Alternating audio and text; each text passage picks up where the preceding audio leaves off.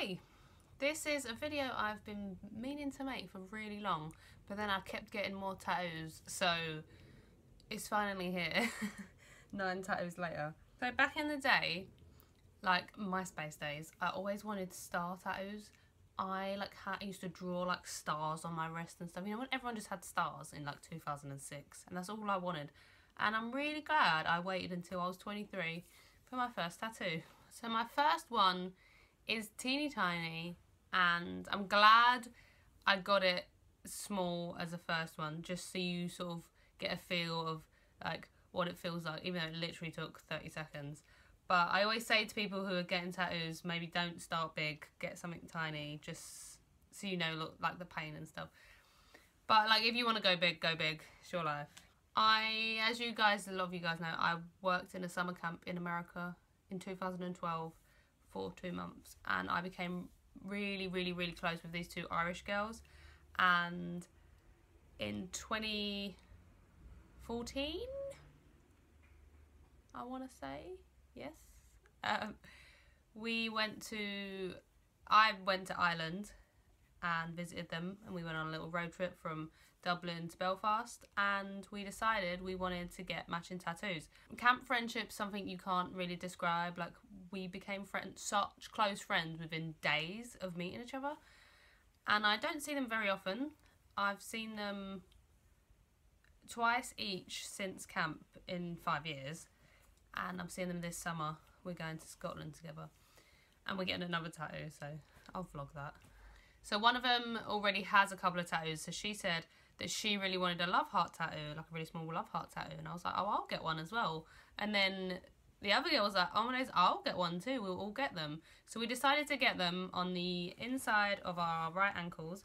We all got them in the exact same place, and I remember being so nervous. I was like so anxious all day because we didn't have it till like 3 o'clock in the afternoon, and that whole morning I just felt sick. I couldn't eat.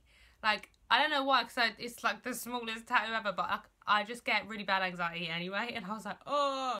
And it was fine. Like, it hurt a little bit, but it literally took 30 seconds, so, you know, I can't really, it wasn't something that I was like, ah. But Sheila, she's so dramatic. She was screaming, and it's like, come on, like, just calm down.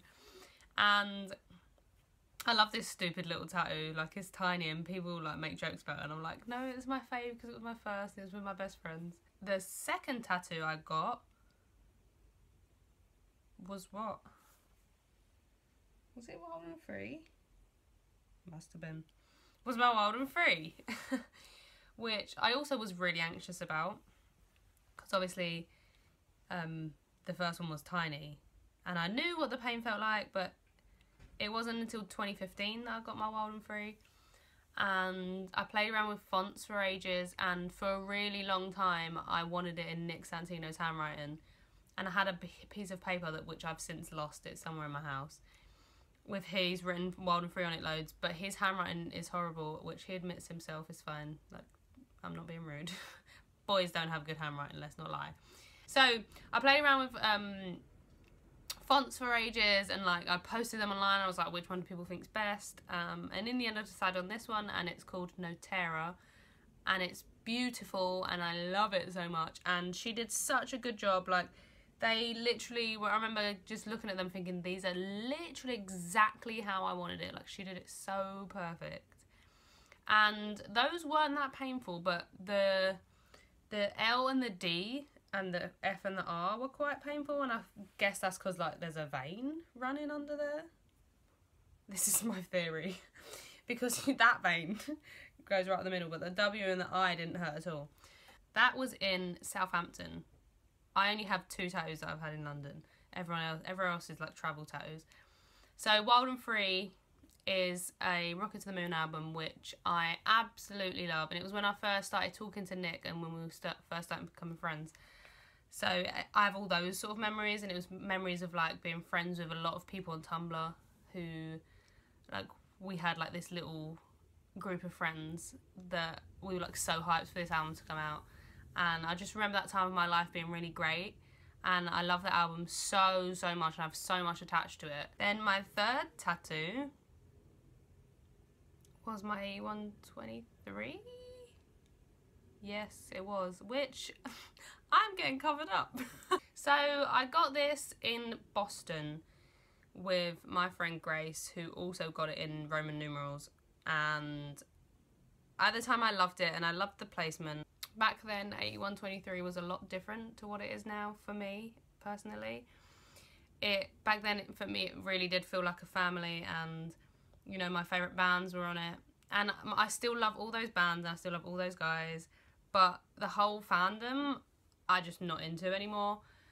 And I just feel like it's become such a huge like competition. That's how it feels to me. It's not a family anymore. It's people who can see the main the most, who can meet the main the most. And it's just, I just don't like it. And I just have so many like new bad memories attached with it that I just don't want it anymore. And I don't really like the placement anymore. And I want feet tattoos anyway. So I've been like searching and found like that's because it's in a weird place. I wanted like foot tattoos like slap bang on the top of my foot, but now I've sort of found some designs that look quite cool going up your foot, so I'm probably going to do that. I'm definitely not keeping it. I don't want it. It's something that's not really for me anymore. Like, I understand why people still love it, but for me it's completely changed, and I know, like, I've seen people say, like, they can never associate anything bad with it because they've got so many good memories and so many good mates out of it. And I'm like, yeah, I still have, like, mates out of it and stuff and good memories, but I just don't really want it on me anymore. So that's going at some point. I just need to design something and find someone to cover it. And then that same summer, I got my 21 Pilots O and my exclamation mark for Panic. So Panic have been my favourite band since I was 16? Yes, since 2006. I remember the first time I heard them. I remember every single thing about the first time I heard them. Luke called me into his bedroom when he had the little tiny bedroom at the back of the house. And he was like, oh, Kez, watch. We loved Fall Out Boy. And he was like, Kez, watch this video. Who do you think it sounds like? And I was like, oh, this sounds a bit like Fall Out Boy. And it was I Write Sins, the music video, and I was just like hooked. I remember just thinking Brendan was the most mesmerising man in the world, and he still is, and just loving the song. My parents are really religious, and I remember my mum coming in and being like, there's a lot of blasphemy in this song. We were like, soz, mum. But I fell in love with them, and they have solidly been my favourite band for the past, like, however many years that's been. I'm not going to maths, 12 years? So I always wanted an exclamation mark tattoo. For years and years I wanted one. And then, so I got these in 2015.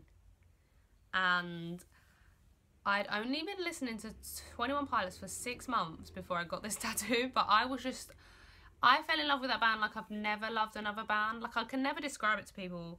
Because, like, I love Panic, but I love 21 Pilots in a completely different way. For me, it's just, they're so different to any other band, like the way they see their fans, the way they just do everything. They're so precise about everything, and everything has such a deep meaning to it. And I know a lot of bands are probably like that, but they just go all out. I don't know what it is, but they are just like special. Like, there's something about them that I just can't put my finger on that just makes them the most wonderful humans ever. So I had no difficulty getting that tattoo, knowing that I'd only liked them for a really short amount of time. Like, it was like, it's fine. I got that in Kansas on my birthday with my friend Sarah, who also got an exclamation mark tattoo that day, but she got a bigger one, like, on her side. And that tattoo guy was so strange. He, like, didn't talk to us the whole time. He just kept going, uh-huh, mm-hmm, uh-huh. And we were like, no, he kept just, no, he didn't. He kept saying, okay, he kept going, okay, okay. Okay, and we were like, okay. What number are we on now? 1, 2, 3, 4, 5. My 6th tattoo was my Tiger Lily, which is by far my favourite. And I'm not joking when I tell you, I stare at it every single day. I'm always just like, wow, you are pretty. So I read the book Tiger Lily by Jodie Lynn Anderson, which is obviously based on Peter Pan world. And it's the story of Tiger Lily growing up in Neverland and falling in love with Peter Pan. This was way before, like, Wendy Bitchface came to the island and ruined everything.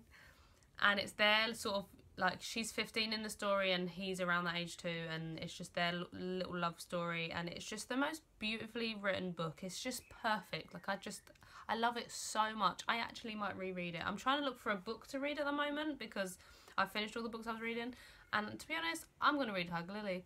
I just love it so much. So I drew this picture of her that I'd sort of interpreted in my own head, and from the Disney version and any like loads of other versions that people had drawn like online, and I sort of made it my own. For ages I kept looking at it thinking that'd like be a really nice tattoo, and I remember saying I might get it as a tattoo, and then saying to someone, actually I might just get like a profile picture of like the Disney one, and they were like, no, get your own one, don't get the Disney one, do your one. And I was like, yeah, why would I get the Disney one when I have this beautiful drawing I've done?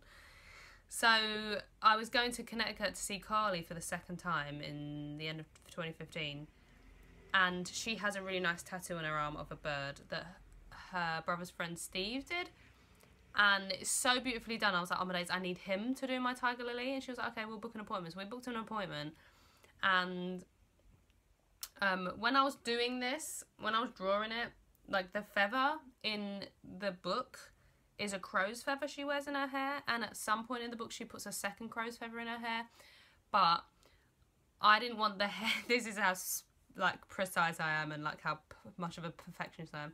I didn't want the colour of the hair and the feather to blend too much into each other. So in the Disney one, and I think in the original, I researched this loads and it was ages ago, so I don't really remember, but she wears an eagle's feather in her hair. And in the Disney one, it has a red tip. But in the book, like the original book by J.M. Barrie, she has an eagle's feather, I'm sure, which is a black tip with what like the bottom white. So I decided to do that. So I've sort of combined a few different versions of this story. Anyway, and I decided to place it on this arm because it was under the wild, and she is often described as wild in the book. So there's a point in the story where she's just hanging out with Peter Pan and the Lost Boys loads, and it says, she liked to sit with her legs splayed boy style as they did while they ate or lounged, and no one seemed to notice or care. I suspected she was an inch away from running around with her shirt off too. Simply put, she ran wild. And this whole book is from the point of Tinkerbell, who can't talk but follows, sort of like becomes Tiger Lily's little like companion and like follows her everywhere. So the whole thing is from her perspective. And I just thought it was very fitting to go under the wild. And the pain of this one, I guess, was quite a bit, but not enough. Like I always say to people, like, yeah, tattoos hurt, but they're not painful enough that it's unbearable, so it's fine. And then in the end, you get like a really nice tattoo out of it. And the guy who does this, his name's Steve, and he's just literally the best guy ever. And he's so lovely. And his work is so beautiful, and you can tell he's like a proper artist. Like, he redrew this for me. Like, you can tell, I'll do a comparison. You can tell like the differences. Like, the one on my arm the face is thinner, and the lips, on my one, the lips are more open and you sort of see her teeth. But he like made it his own, but still kept it so close to mine. And I just love that in a tattoo artist, when you know that they really care about what they're doing rather than that's just their job. So Tiger Lily is literally like this really strong, amazing female character, which is what I love so much about that book. And I was just like, no, I need this on me forever. And then my next two tattoos I have issues with. I got them, it was my first tattoos in London, and it was my brother-in-law's tattoo artist, who he doesn't go to anymore, who I don't go to anymore. So she did some really like nice work on him. So I was like, oh yeah, I'll get them. I just need some simple line tattoos. I didn't want any colour. So I drew them and I gave them to her. And I just feel like this is someone who, this is their job. Like, they're not trying to, it's not their art, if you know what I mean. Because my Rebel Sun, I absolutely hate. And I'm so glad it's on the back of my arm and I don't have to see it. Like, I like the design, like I like what I've drawn. I've drawn all my tattoos myself and I like it. But she has done it so wonky. The lines, like the banner lines are awful. They're like wobbly, and then some of the sun rays, she's like missed it a little bit, so she's gone over it, so there's like 2 lines in a place where there should be 1, and I really hate it. No one can read it. I chose the font, I can't remember what it was called, but the Rebel, everyone always says, what does that say? And I'm like, maybe I should have changed the font because it does look a bit weird. I don't have to look at it, and I don't see it very often. But I remember when I first got it, I was looking back at it as she was doing it and thinking, wow, I hate this. And I knew the whole time I wasn't going to like it. And I was really anxious the whole time. I felt sick because I knew I hated it. And there was nothing I could have done. I was just sitting there like, okay, it's on me now forever. I don't hate it enough that I'd ever remove it, and I probably wouldn't cover it up because it's quite big. And I know it could be easily covered up because the lines are thin, but I won't. And then another thing that I thought of is when I stretched. I didn't think about the fact that this part of your arm is very flabby. This bit doesn't really change much when you move it. This bit, look how much that stretches. Like, I was looking at it like in the mirror and I was like, oh no, regrets, regrets, regrets.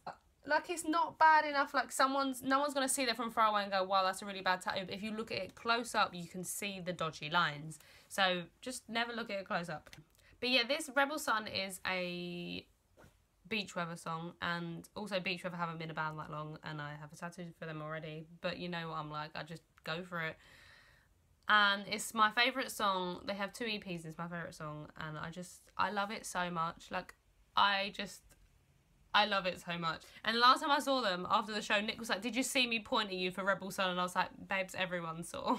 And then this one is my Swim one, which is a Jack's Mannequin song. And I always imagined that I'd get it here.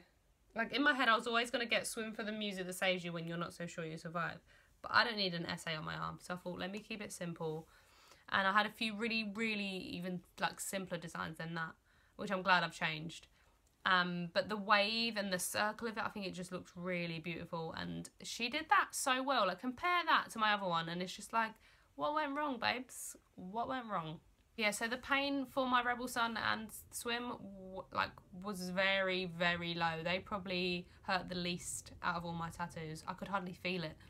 And my last tattoo I got like 4 months ago in Connecticut. So I went back to Steve, the Tiger Lily man, and I just really wanted a moon tattoo for ages.